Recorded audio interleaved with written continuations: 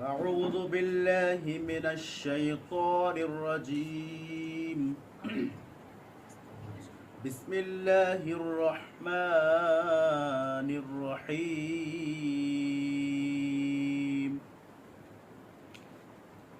ألف لام